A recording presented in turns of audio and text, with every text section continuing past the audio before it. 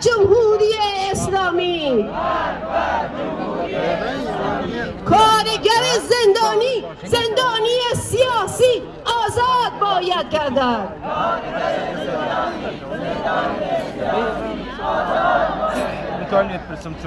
حالا از لیلا قرایی از طرف هسته اقلیت میخوام که بیاد صحبت شروع کنم.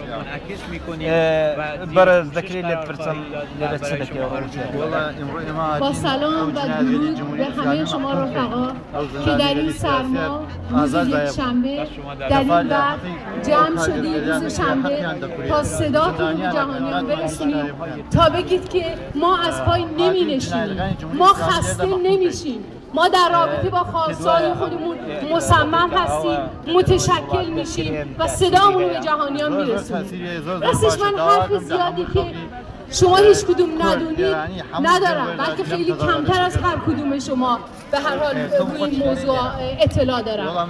ولی میخوام بگم که مسئله آسانج رو ببینید، دارن از کانال شبکه‌ای اعتراض میکنن. آیا این اعتراضا به جایی میرسه؟ تا وقتی متشکل نشیم، تا وقتی تبلیغ تشکیلات نکنیم، تا وقتی که یک به یک هستیم، واقعا نمیتونیم این حکومت‌های دیکتاتور سرمایه‌داری و کمرشون رو به خاک بنشونیم. ما همراه کارگران، همراه زحمتکشان باید که متشکل شویم، باید که این حرکت ها یک قدمی در راستای تشکل و در راستای نزدیکی ما به همدیگه بیشتر پیش بره. میدونم که به هر حال در این همه سال که داریم مبارزه میکنیم برخی‌ها شاید از اخلاق همدیگه خوششون نیاد، از قیافه همدیگه خوششون نیاد، ولی اینا هیچی مانع نمیشه در راه هدف مشترکی که داریم. ما کمونیستا، ما سوسیالیستا مخالف جامعه طبقاتی هستیم، برای اون همراه طبقه کارگر زحمتکشان می جنگیم و معتقد هستیم تنها سلاح ما تشکیلات. مرگ بر جمهوری اسلامی، مرگ بر جمهوری اسلامی، مرگ بر جمهوری اسلامی. زندانی سیاسی آزاد باید گردد، زندانی سیاسی آزاد باید گردد، کارگر زندانی آزاد باید گردد، کارگر زندانی آزاد باید گردد. سپاس.